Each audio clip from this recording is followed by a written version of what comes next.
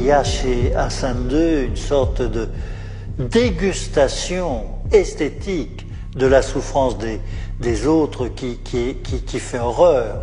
De Gaulle disait de lui, il est inutilement cruel. Ce qui est intéressant, hein, c'est un mot de chef d'État.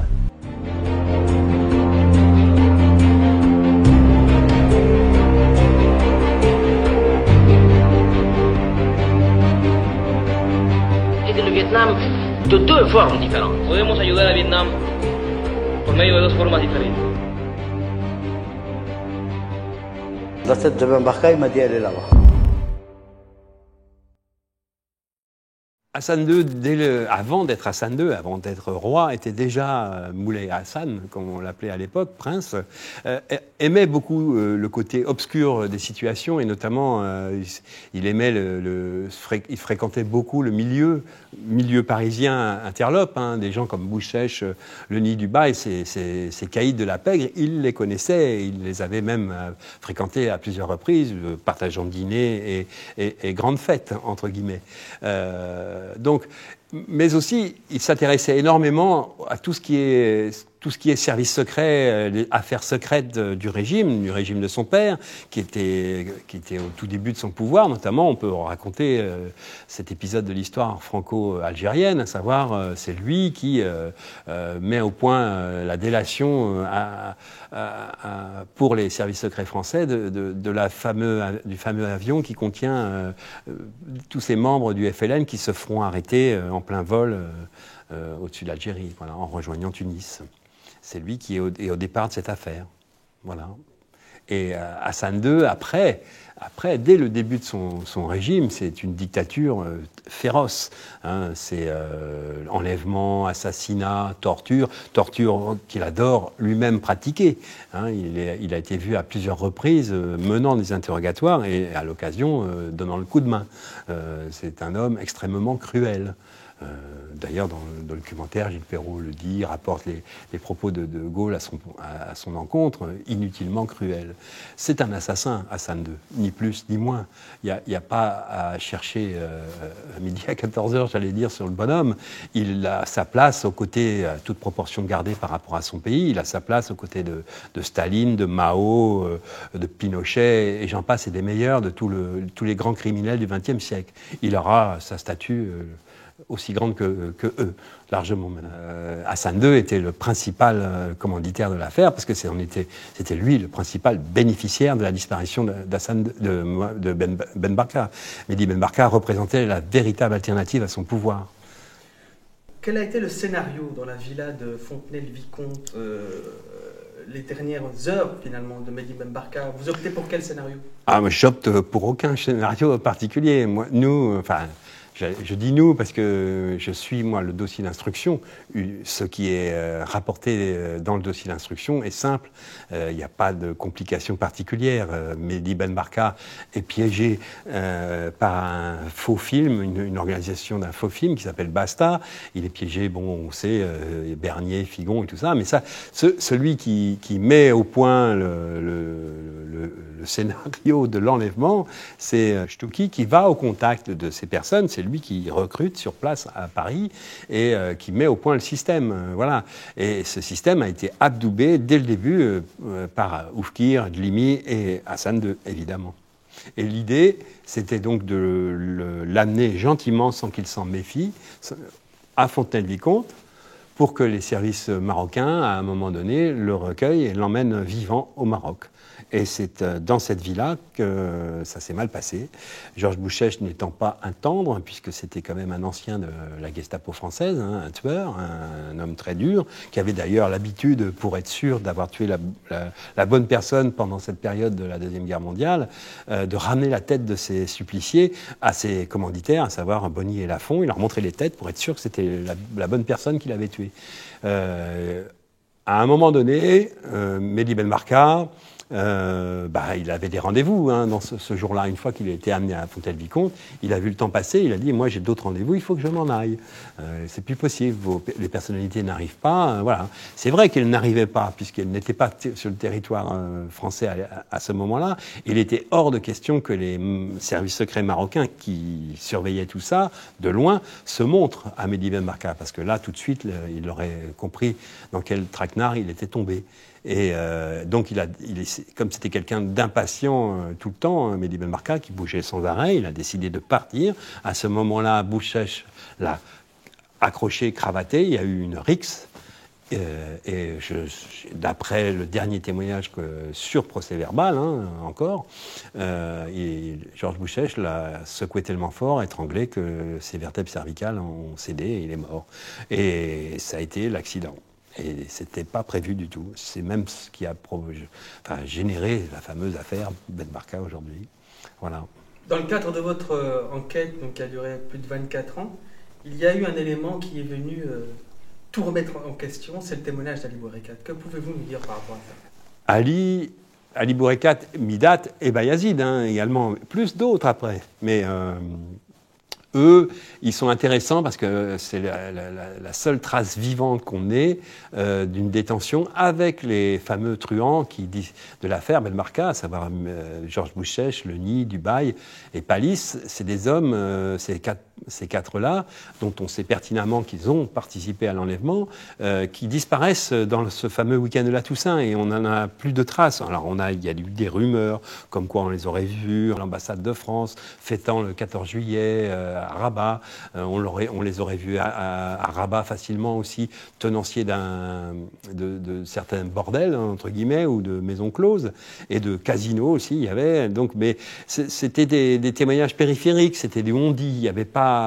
C'était que des rumeurs, somme toute, mais personne n'est venu dans le bureau du juge témoigner, dire voilà, monsieur Bouchèche, je l'ai vu à tel endroit, à telle heure, tel moment, à telle adresse.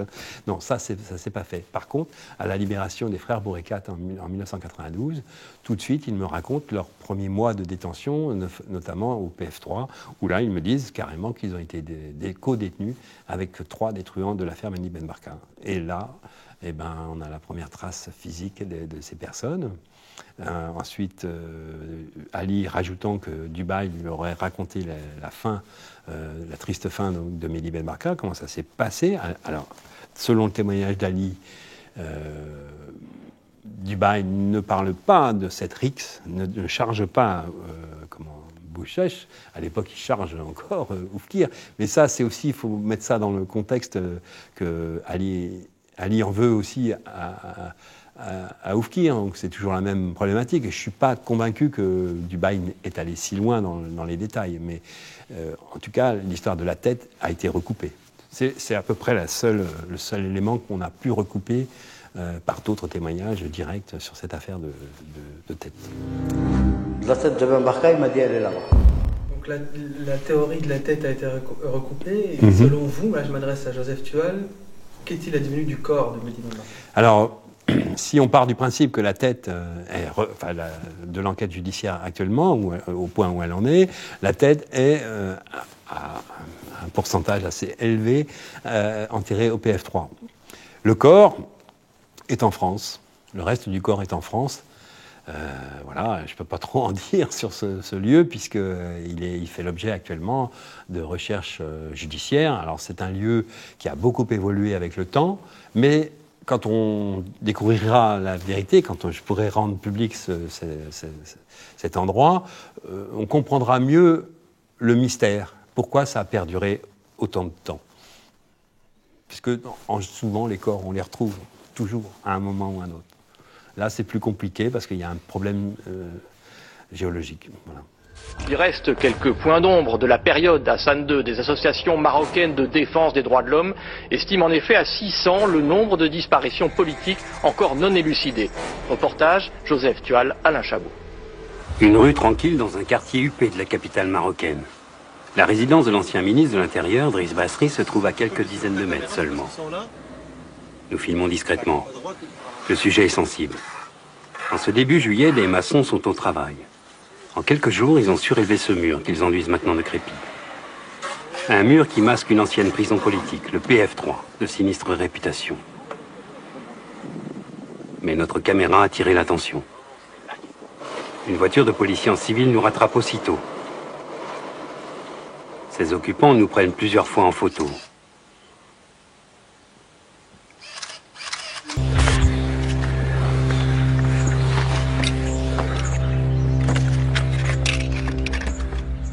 Je sais tout de suite je me rends compte que j'ai le bon endroit, d'abord.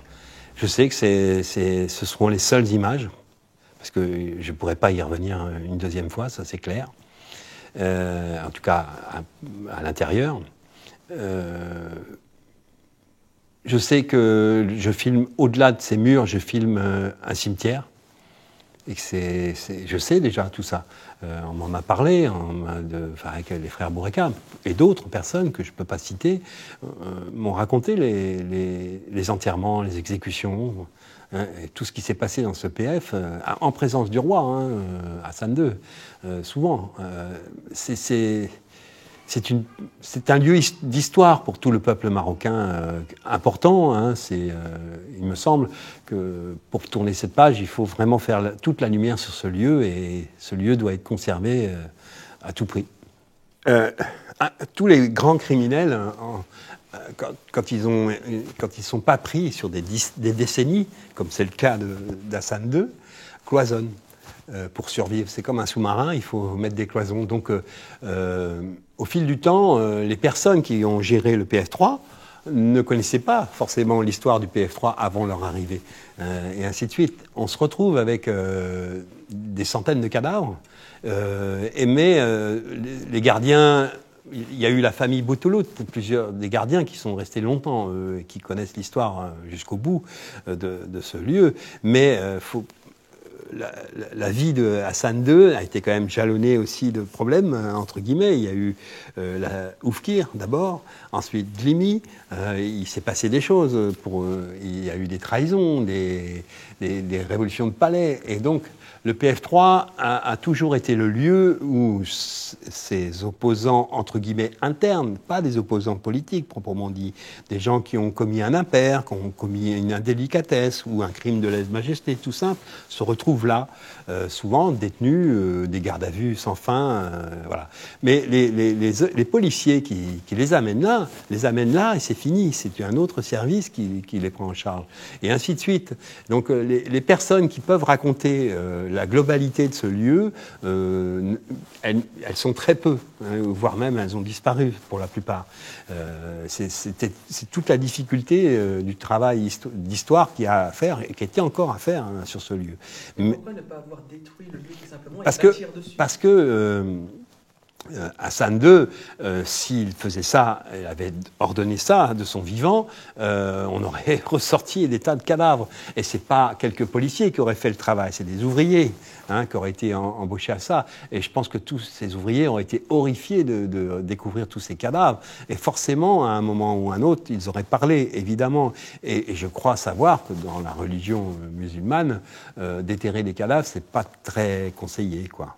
Et ça se fait pas, en tout cas. Et je pense que Hassan II a résolu le problème du secret de ce lieu en donnant les terres tout autour aux ministres, aux ambassadeurs et aux princes et aux princesses, faisant d'eux des gardiens du temple à leur insu, du gardien de la boîte de Pandore, quelque part, puisque quoi qu'il arrive, ce lieu est resté tel que, la preuve, encore aujourd'hui, il y a des tas de belles villas tout autour, et comme par hasard, ce lieu, ce terrain reste inoccupé et non bâti. Donc, si je comprends bien, pour vous, le PF3 a encore beaucoup de choses à révéler. Bien sûr. Bien sûr. Mais le problème, c'est que la monarchie marocaine actuelle refuse ces révélations. Devient par le fait un complice des meurtres et des crimes qui ont été commis, puisqu'elle empêche la vérité d'être connue.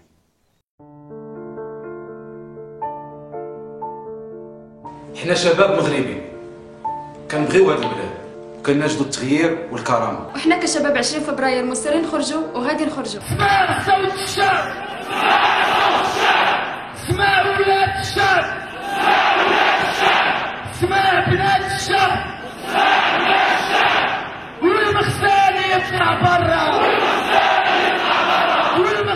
À quelques décennies de distance, c'est le même.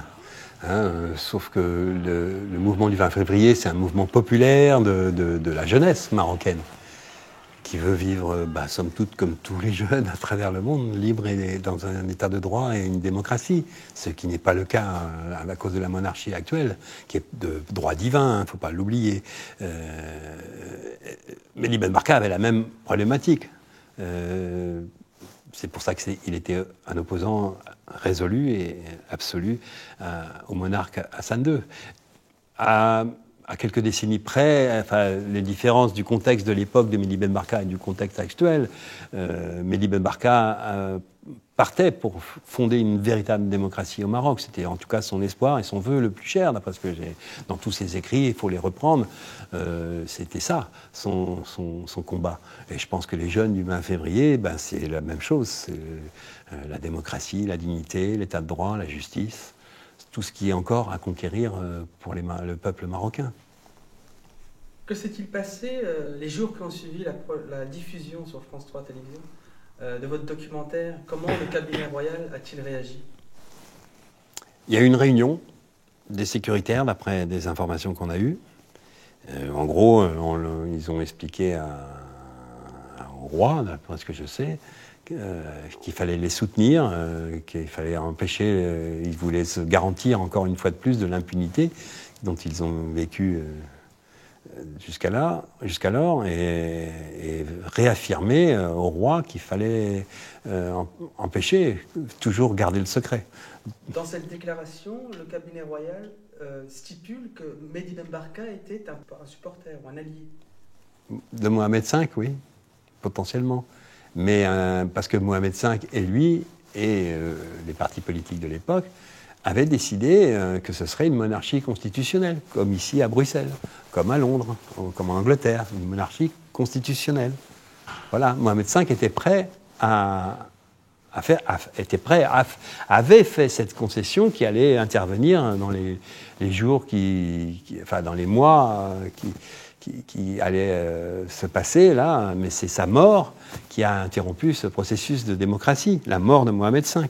Quelle est votre théorie sur sa mort? Malheureusement, le seul qui avait un véritable mobile pour le tuer et le faire assassiner, c'est Hassan II, Moulay Hassan, toujours le même. Docteur Clairet, qui était le médecin personnel de Mohamed V et après d'Hassan II, n'est pas ambigu sur cette situation. Pour lui, c'est Hassan II qui s'est arrangé pour que Mohamed V meure sur la table d'opération. Alors de quelle manière? D'après certains témoignages, le sien notamment, il lui aurait apporté un thé et des pâtisseries juste après l'anesthésie, les débuts de la préparation anesthésique. Donc ce qui a engendré effectivement une complication derrière.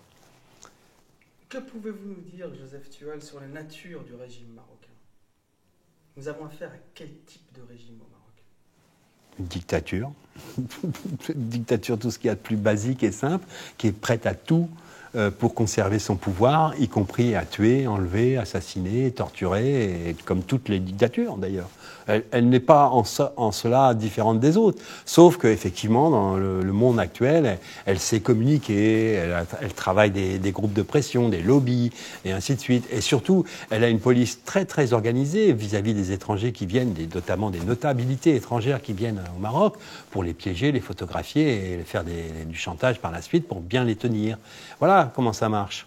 Le système marocain, de la police marocaine, parce que je veux vraiment dissocier le peuple marocain de la monarchie marocaine. Ça n'a rien à voir. Le peuple marocain est une victime de ces gens-là, et il faut le prendre comme tel. Et en plus, otage. Ils ont poussé, Hassan II avait poussé la théorie de l'otage très loin, jusqu'à notamment dans les années 80, fin 90, vous aviez encore toutes les familles qui partaient à l'étranger pour travailler, XY, il y avait toujours un membre de leur famille qui, lui, n'avait pas pu partir à l'étranger et pas de passeport. Voilà. Donc c'était l'otage, pour que ces familles ou ces personnes se comportent bien vis-à-vis du régime, même à l'étranger. C'est ça, le chantage. Et à chaque fois, par exemple, qu'il y a une tension entre la France et le Maroc, pour X ou Y raison, il y a toujours un diplomate qui rappelle au ministre des Affaires étrangères français ou au président de la République française que quand même, il y a une grosse communauté française au Maroc. Ce serait quand même dommage qu'il leur arrive des problèmes. Et cela a perduré. Et ça perdure. Et ça perdure. Mais aussi, alors, pour tenir un peu les gens, ils savent inviter, ils savent être généreux avec les sommités du monde international. Ils savent recevoir. Et voilà, c'est open bar, quoi, on peut dire, là-bas. Déjà, moi, j'ai eu beaucoup de mal à bien prononcer le mot Marcel. Mais petite bourgeoisie consentante qui s'arrange, c'est le petit arrangement entre amis, petite personne, la cour, quoi. La cour corrompue, mais comme toutes les cours. Vous savez, la cour de Louis XIV ne devait pas être bien différente, hein, ou Louis XI, ça devait être à peu près pareil, le même genre d'individu. Voilà, je veux dire, quand vous regardez les images régulières de Mohamed VI ou d'Hassan II avant à la télévision, que vous les voyez arriver quasiment à genoux en se courbant comme c'est pas permis, il y a un problème. Pour moi, c'est au-delà c'est quasiment de l'esclavage, pour moi. Vous avez la vraie relation entre le maître et le soumis. Croyez-vous en la bonne foi de Mohamed VI depuis le discours du 9 mars 2011 ? Faudrait-il encore que ce soit lui qui l'ait écrit, ce discours ? Moi, j'y crois pas du tout, pas une seconde. Pas une seconde, évidemment. Il n'est pas crédible une seconde, ce monsieur. Son discours n'a pas d'intérêt particulier, puisque c'est du blabla, et rien de concret ne se fait en réel. Voilà, en pire, ils ont monté les islamistes, c'est eux. C'est la monarchie marocaine qui a fabriqué les islamistes et, par voie de conséquence, le terrorisme qui s'attaque au monde entier. Mais ça leur permet de trouver une légitimité à leur régime. Vous voyez, une sorte de légitimité dans l'instabilité ? Bien sûr.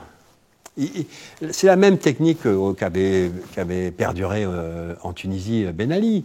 Ben Ali disait, mais si c'est pas moi, ce sera les barbus. Ils disent la même chose. Sauf qu'ils ont été plus précoces que Ben Ali. Hassan II avait carrément monté les Chabiba notamment, et ainsi de suite. Et les islamos, c'est lui qui les a créés au Maroc. Dans le dossier, dans mon enquête, dans l'enquête, mes pérégrinations sur l'affaire Belbarka, j'ai rencontré un homme qui s'appelle Rachid Skirej. Rachid Skirej était le numéro 2 du CAB 1, les services secrets des années 60, à l'époque d'Hassan II. Rachid Skirej était un militant proche de Mehdi Belbarka également, en dehors d'être un commissaire de police. Et Mehdi Belbarka lui avait dit au début de ce régime, du régime de Mohamed V à l'époque, d'intégrer la police pour savoir avoir une vue sur cette police qui allait se créer, une police indépendante de ce nouveau pays.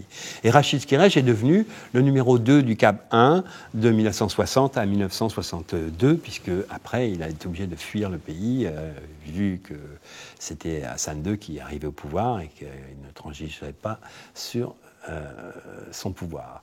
Et Rachid Skirej raconte que dès les années 70, après les 2 coups d'État, Hassan II commençait vraiment à s'inquiéter sur son pouvoir et a décidé de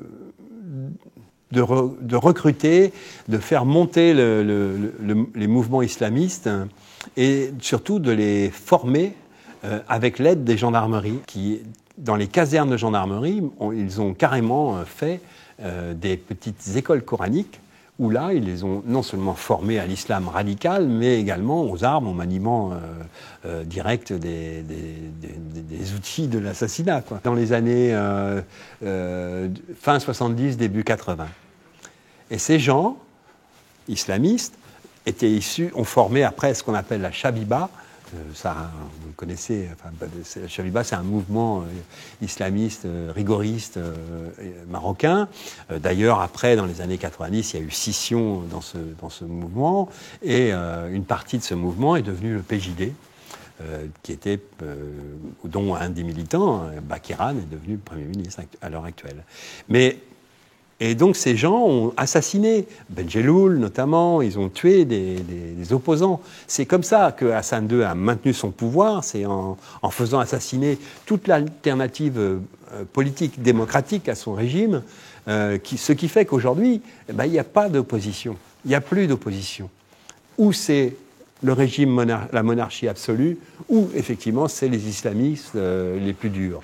Mais voilà, donc c'est ça la problématique aujourd'hui. Alors effectivement au Maroc il y a quand même tout un tissu associatif intéressant qui se substitue quelque part au pouvoir politique, puisque, enfin, l'alternative d'opposition, mais pas constituée comme des partis politiques le devraient être. Après, dans les années 80, quand effectivement tous ces islamistes les plus radicaux sont allés combattre dans les montagnes afghanes, auprès des moudjahs afghans, on les retrouve. Moi, j'en ai croisé là-bas pendant. J'ai couvert le conflit afghan. J'en ai croisé des militants qui avaient été formés, qui racontaient eux-mêmes comment ça s'est passé au Maroc. Alors après, maintenant, je sais qu'on en retrouve. Il y en a certains qui sont partis pour Daesh, et qui ont travaillé avec Al-Qaïda, qui sont multipliés. On en retrouve dans AQMI aussi. Et voilà, il n'y avait pas de conflit avec le Sahara particulier. De 61 à 70, Hassan II ne s'intéresse pas au Sahara, il s'en fout. Il s'y intéresse à partir du moment où il subit 2 coups d'État, coup sur coup, et là il se dit il faut occuper l'armée. Donc on va lui créer une petite guerre, et puis elle sera occupée à faire la guerre, ce qui est quand même la fonction première d'une armée, et voilà, c'est de la com. Et c'est sur la base de ce conflit que la monarchie tire une grande partie de sa légitimité. Bien sûr, entre autres. Cette légitimité, elle était plus ou moins, déjà réelle, mais elle était surtout contestée par 2 coups d'État qu'on failli réussir. Donc il a eu très peur, Hassan II. Voilà, c'est pour ça aussi qu'il y a eu cette marche verte. Mais c'est de la com, la marche verte. Voilà, après, en plus, ça a occupé l'armée jusqu'à nos jours. Moi, je ne suis pas un politologue, ni un historien, ni un politique. Je ne lis pas dans le mar du café. Mais quoi qu'il arrive, pour le peuple marocain, il y a une étape qu'il faudra qu'il se débarrasse de cette monarchie, ou du moins que cette monarchie plie et devienne constitutionnelle de façon à pouvoir réellement instaurer une démocratie. Tant que cette étape-là ne sera pas passée, les secrets, la torture, les enlèvements, les affaires stupides et inutiles, et puis toute cette gabegie financière également pour le peuple marocain perdurera. Voilà. Malheureusement, depuis Hassan II, il a mis ça au point, la corruption, le côté mafia et criminel de ce pouvoir perdure. Voilà. Et tant que cette monarchie sera constituée de cette façon, ça ne marchera pas. Je pense que, en termes de communication, si on peut appeler ça comme ça,